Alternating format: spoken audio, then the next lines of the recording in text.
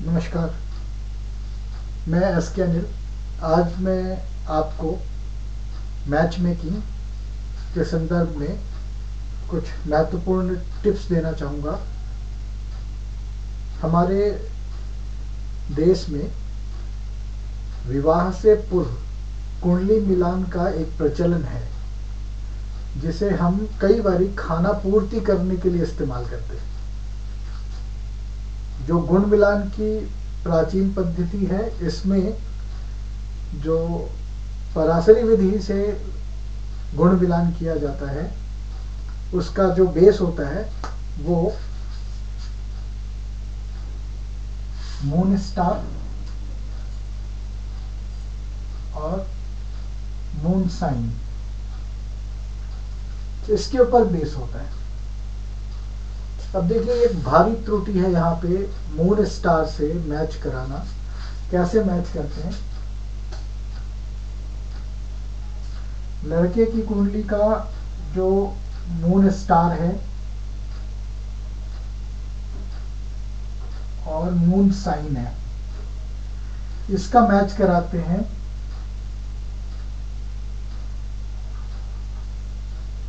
लड़की के moon star से और मून साइन से। तो गड़बड़ी कहाँ पे है, उसकी तरफ एक बार नजर देते हैं। जो मून है वो एक साइन के ऊपर लगभग 2.25 दिन रहता है और एक स्टार के ऊपर लगभग 24 घंटे।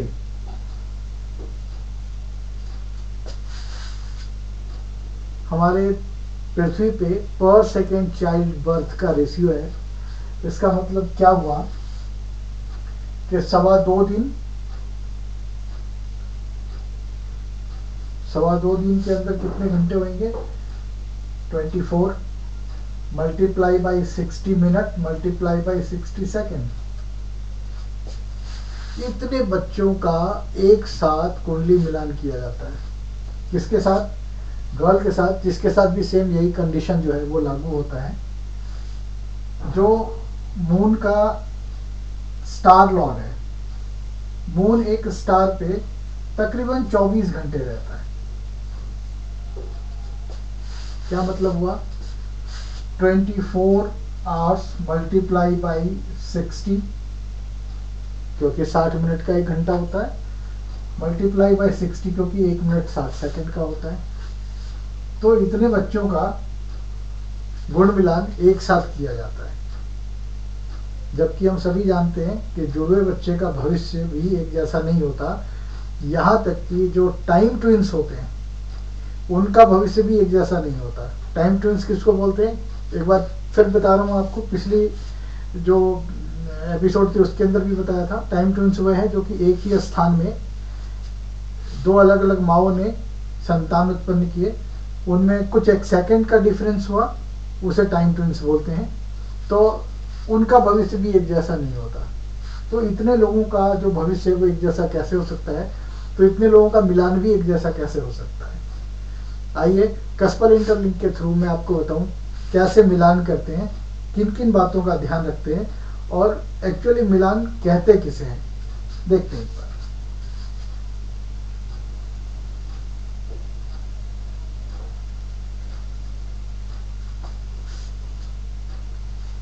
हमारे यहाँ जो मिलान का जो तरीका है कस्पर इंटरलिंक में, वो बहुत सूक्ष्मतम है और बहुत सटीक भी है।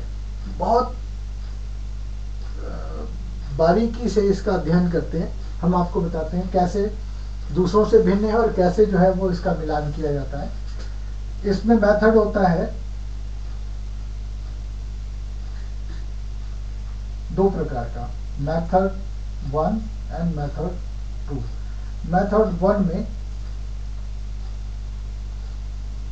should the two marry, क्या 2 जने शादी कर सकते हैं? कुछ ऐसी विधा है जिससे एक बार में देख के कह सकते हैं इन 2 जोड़े की शादी नहीं हो सकती। अगर ये जो कंडीशन है फुलफिल होता है तो फिर सेकंड जाते हैं, शुड द टू मैरी के बाद, sorry, can the two marry, क्या दो जने आपस में शादी कर सकते हैं? कैन द टू मैरी के साथ अगर ये टैली हो जाता है तो शुड द टू मैरी का नंबर आता है, शुड द टू मैरी,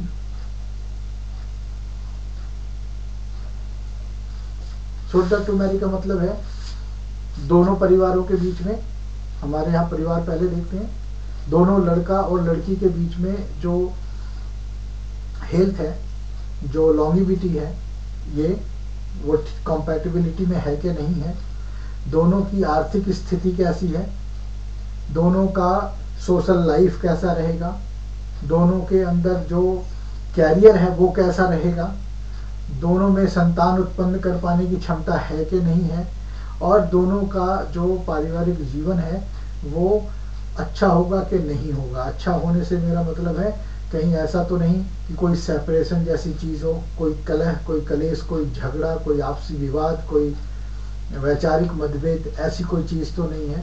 तो वो शुड द टू मैरी के अंदर जो है वो आता है। तो हम देखिए, सबसे पहले आपको बताएंगे कैन द टू मैरी के अंदर कैसे प्रोसीजर्स हम फॉलो करते हैं, जिससे ये पता लगता है कि दो लोग आपस में शादी कर सकते हैं कि नहीं कर सकते। पहला कंडीशन जो है कैन द टू मैरी,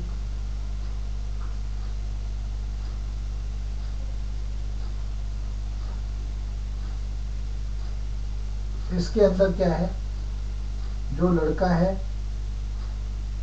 और जो लड़की है, हम इसके मून स्टार को लेते हैं, मून स्टार लॉर्ड, और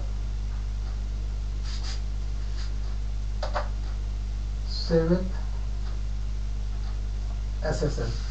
सेवेंथ एसएसएल से मेरा मतलब है, पिछली क्लास में भी मैंने आपको बताया था, जो सेवेंथ एसएसएल का मतलब है जो सेवेंथ हाउस के कस्प का जो सब लॉर्ड है, वो सब लॉर्ड कैसे बना है, ये एक छोटा सा आपको एग्जांपल के थ्रू बताना चाहूँगा और जल्दी खत्म करेंगे क्योंकि ये विषय नहीं है यहाँ पे चर्चा करने के लिए। एक साइन जो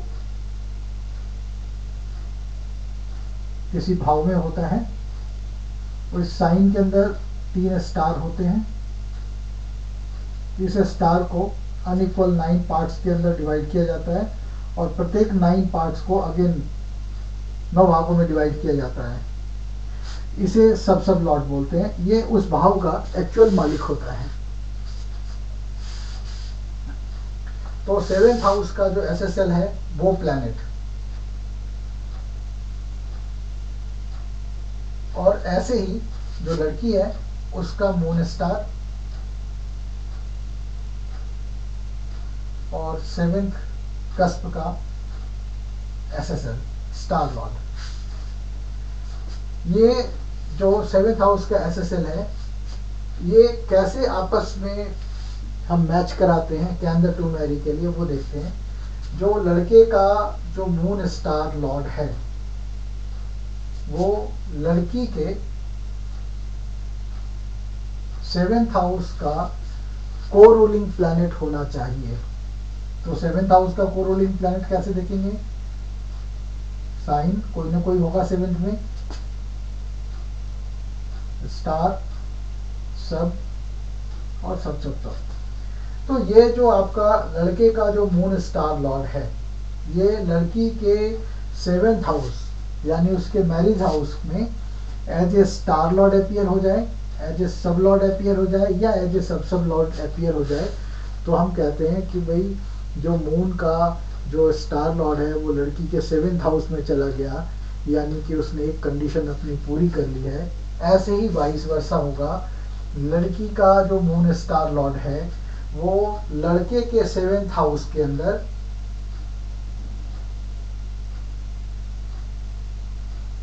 स्टार, सब लॉर्ड और सब लॉर्ड। तो जो लड़की का जो मून स्टार लॉर्ड है वो as a star lord, sub lord और सब लॉर्ड लड़के के चार्ट के अंदर अपीयर होना चाहिए। अगर ये कंडीशन फुलफिल हो जाती है तो ये हम ये कहते हैं कि भाई लड़के का मून स्टार लड़की के 7th में चला गया और लड़की का मून स्टार लड़के के 7th में आ गया। इसके साथ ही जो 7th हाउस का जो SSL है वो लड़की का जो मून स्टार है उससे कनेक्ट हो जाता है, और जो लड़की का 7th स्टार है वो 7th हाउस का SSL है वो लड़के के मून स्टार से कनेक्ट हो जाता है।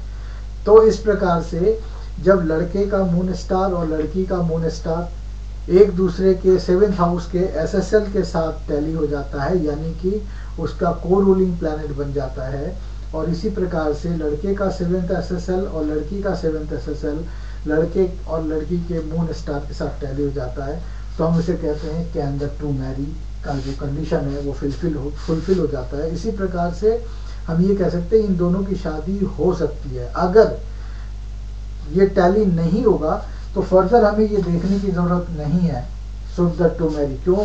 ऐसे में मैं आपको सैकड़ों पत्रिका दिखा सकता हूँ जिनकी शादी नहीं हुई, हो ही नहीं सकती है। जब तक ये एक जो कंडीशन है फुलफिल नहीं होगा, मैरिज नहीं हो सकती है।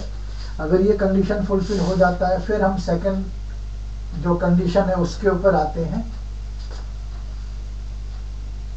शुड द टू मैरी, क्या दो जनों को शादी करनी चाहिए। तो सबसे पहले नंबर पे हम क्या देखते हैं, भाई अगर लड़का है लड़की के लिए तो उसका जो लॉन्गिविटी है,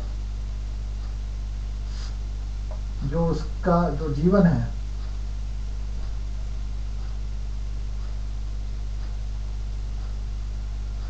जो लॉन्जिविटी है वो पूरी होनी चाहिए। उसका जो हेल्थ है वो अच्छा होना चाहिए, उसका जो कैरियर है वो अच्छा होना चाहिए, जो उसका वेल्थ है वो अच्छा होना चाहिए, लविंग और केयरिंग नेचर होना चाहिए, लव एंड केयर का नंबर आना चाहिए, और उसमें no dispute, no separation, no quarrel, ऐसी कोई चीज नहीं होनी चाहिए, तभी वैवाहिक जीवन जो है वो ठीक से चलेगा। तो इसका जो तरीका है कैसे फाइंड आउट करते हैं मैं आपको ये दिखाता हूँ। लॉन्गिविटी के लिए किसी के भी, लड़का के लिए लड़की ढूंढना हो या लड़की के लिए लड़का, कंडीशन एक ही होती है। जिसका भी चार्ट आप लेते हैं उसके अंदर लॉन्गिविटी कैसे चेक करते हैं। लॉन्गिविटी चेक करने के लिए number 1 first house, first SSL plus third SSL plus 8th SSL, ये जो भी प्लैनेट होते हैं वो अपने स्टार लॉर्ड के द्वारा, अपने SL और अपने SSL के द्वारा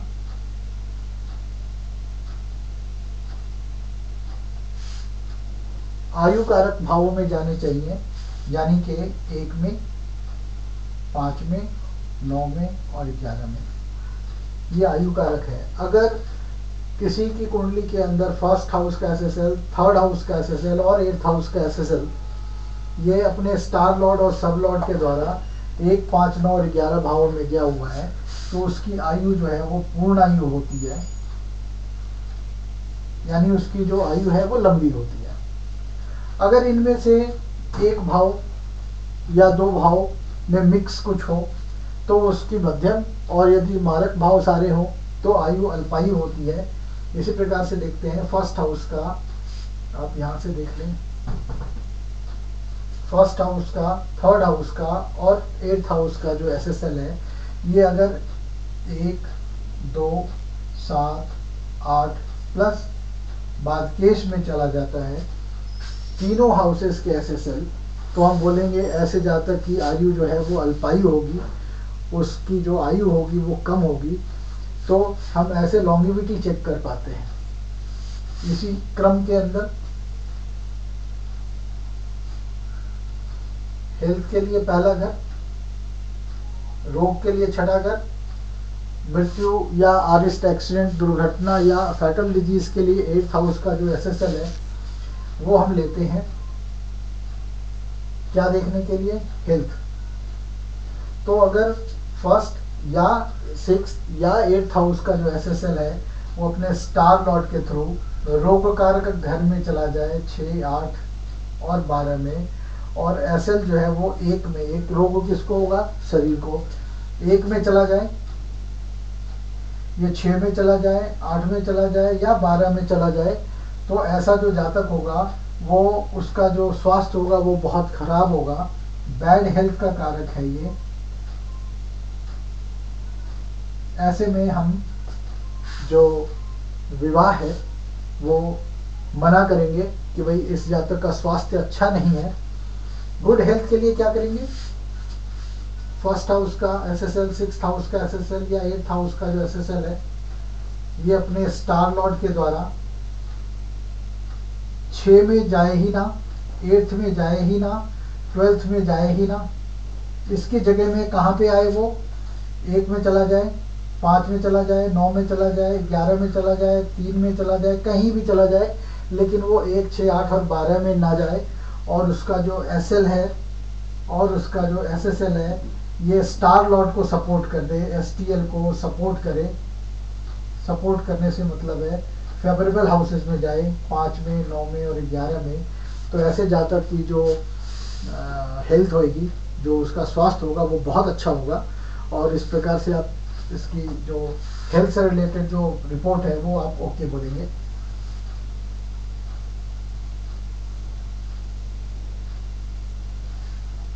फिर आता है कैरियर। जीवन निर्वाह करने के लिए धन कमाने की आवश्यकता, और धन कमाने के लिए काम करने की जरूरत है, और काम कैरियर से बनता है। तो ऐसा क्या गणित देखें जिसमें लगे कि कैरियर जो है वो इसका अच्छा है।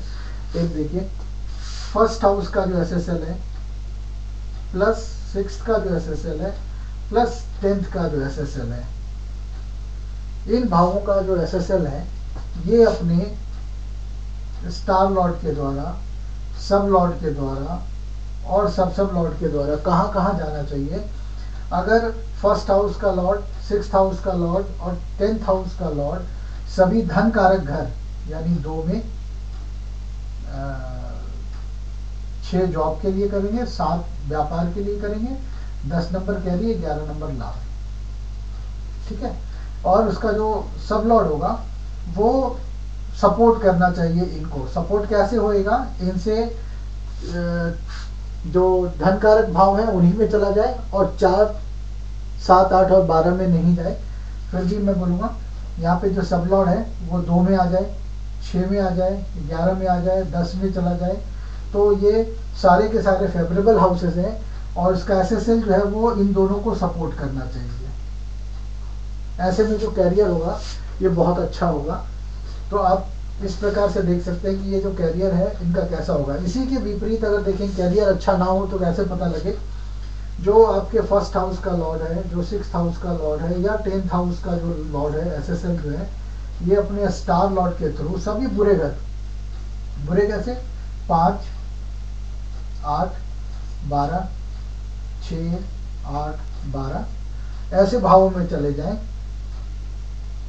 5, 12, 5, 8, 8, 12, है ना। अगर ऐसे हाउसेस में जाते हैं तो ये लॉसेस के कारक होते हैं।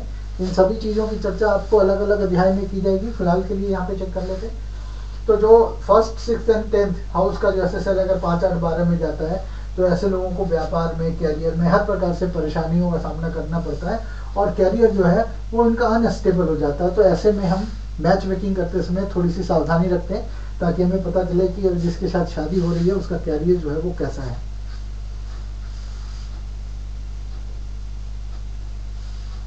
फिर नंबर लेते हैं वेल्थ का। क्या वो आदमी पैसा कमा पाएगा, क्या उसके पास इतना धन होगा कि वो जो है अपना पारिवारिक जीवन ठीक से निभा पाएगा, उसके लिए देखते हैं।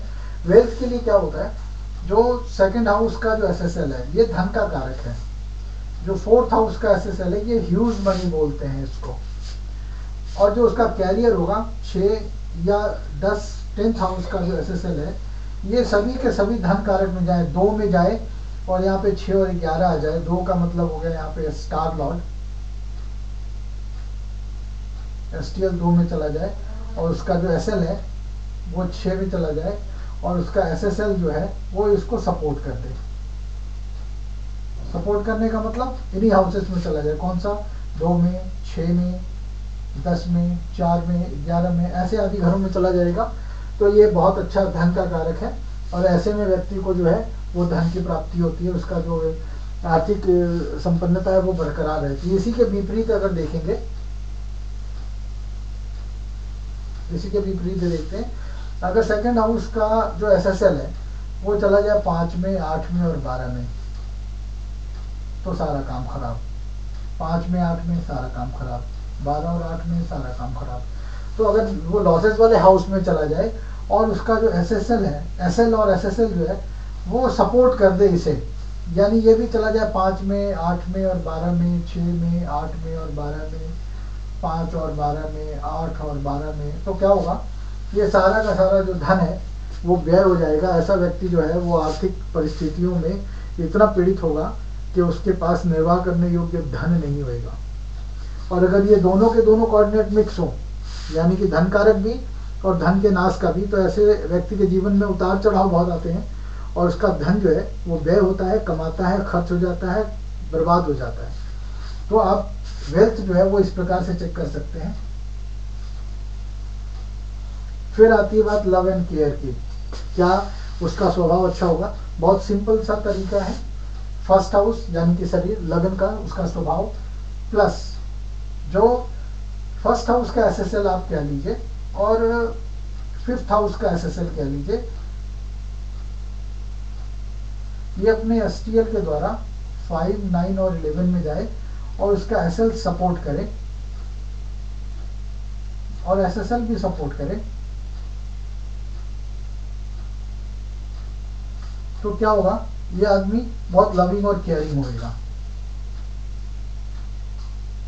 5, 9 और 11, तो ये लव एंड केयर का नंबर है। अगर ये नंबर, अगर 9 प्लैनेट है, 9 में से अगर 6 में, 7 में, 8 में अगर 5, 9, 11 आ रहा है, तो आप समझिए उसका स्वभाव बहुत अच्छा है और ऐसा व्यक्ति जो है ना वो बहुत लविंग और केयरिंग होता है। तो आप इस प्रकार से देख सकते हैं। और इसके विपरीत यदि जो 6, 8, 12 हो, 7, 8, 12 हो, 1, 8, 12 हो, ऐसे में स्वभाव थोड़ा अक्खड़ या थोड़ी सी परेशानी रह सकती है, उसका स्वभाव जो है वो कड़ा होता है। अगर 4 और 10 हो, बहुत रूखापन होगा स्वभाव में, क्योंकि 4 5 से 12वां होता है और जो 10 है वो 7 से चौथा होता है। हम जानते हैं कि जो भी स्थान है मैरिज का, उससे 4, 7, 8 और 12 नंबर का घर बहुत बुरा होता है। 5वां लव एंड केयर का नंबर है, उससे 4, 12वां होता है, तो वो लव एंड केयर को खत्म कर देता है। इसी प्रकार से आप देख पाएंगे कि जो लव एंड केयर का जो नंबर है वो कैसा है। अब ये जो 3 चीजें हैं, जो डिस्प्यूट है, सेपरेशन है और क्वारल है, ये सबसे पहले मिलाते हैं। अगर ये नहीं हुआ तो कम से कम जो जीवन है वो धन की कमी के बावजूद भी निर्वाह योग्य हो सकती है। तो आप देखिए इसको बहुत ध्यान से, इसमें बहुत बारीकी से देखने की आवश्यकता है, क्या और कैसे चेक करते हैं डिस्प्यूट नहीं होना चाहिए। तो मैं आपको कुछ मूल मंत्र सा बताता हूँ, वो आप देख लीजिए, उसको आप ध्यान रखेंगे तो बहुत अच्छा होगा। फर्स्ट हाउस का SSL और 7th हाउस का SSL, हम ये बेसिकली इसका ध्यान करते हैं कि ये जो प्लैनेट है ये अपने स्टार लॉर्ड के थ्रू, STL के थ्रू, ये 4 में, 4 क्यों, क्योंकि वो 5 से 12वां होता है। 6 में, 6 क्यों, क्योंकि वो 7 से 12वां होता है। 10 7 से चौथा होता है और 12 है ही सेपरेशन का।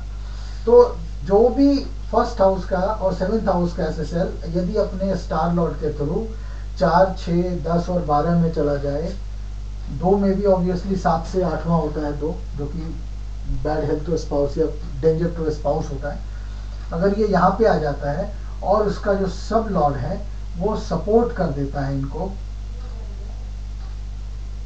और SSL भी सपोर्ट कर देता है इसे,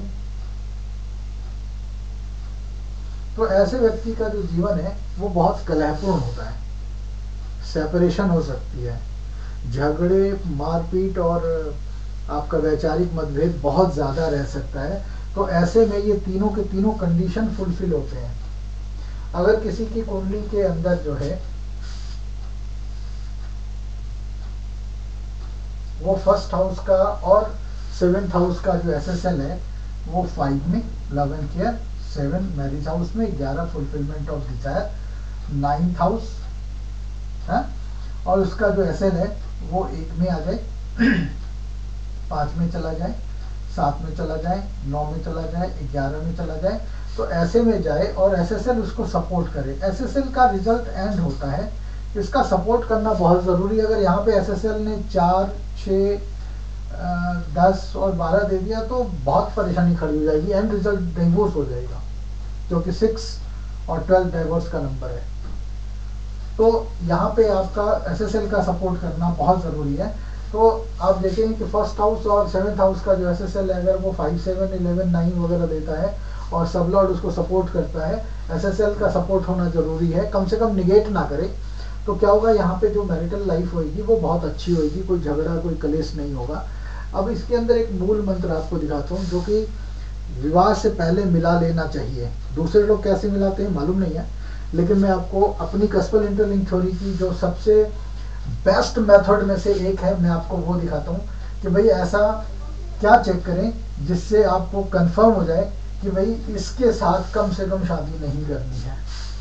वो देखिए, लड़का हो या लड़की हो, बॉय और गर्ल,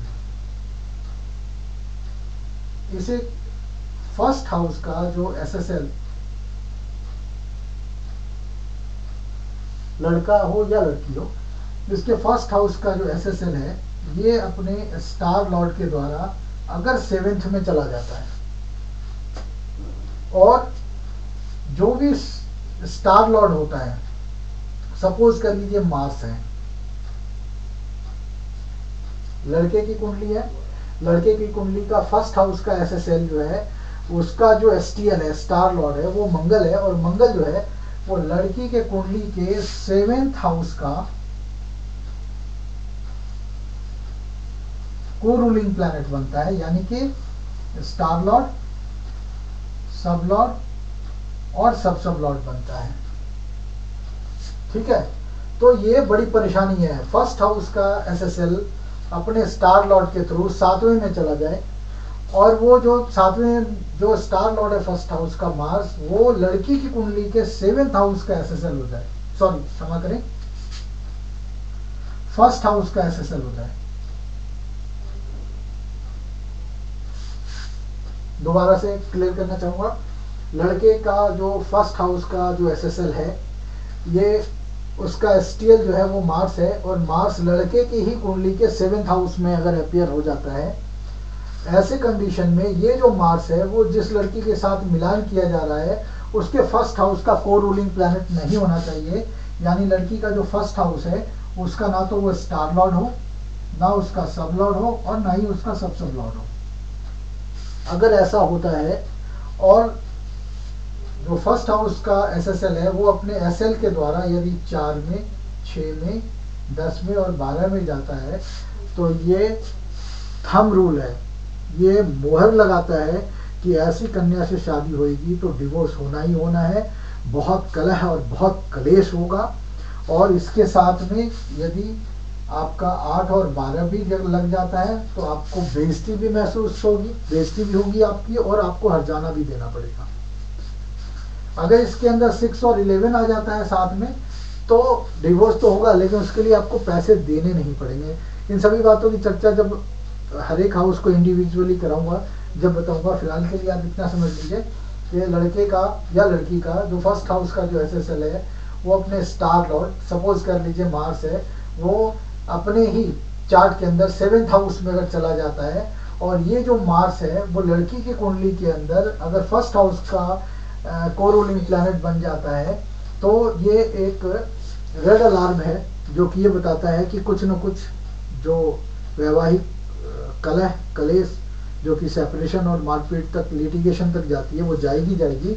उस पर मोहर लगाता है अगर फर्स्ट हाउस का एसएसएल का एसएल और उसका एसएसएल अगर ऐसे ही किसी गणित को दर्शा रहा हो तो ऐसे चार्ट को मैच नहीं करते, उसको हटा देते हैं।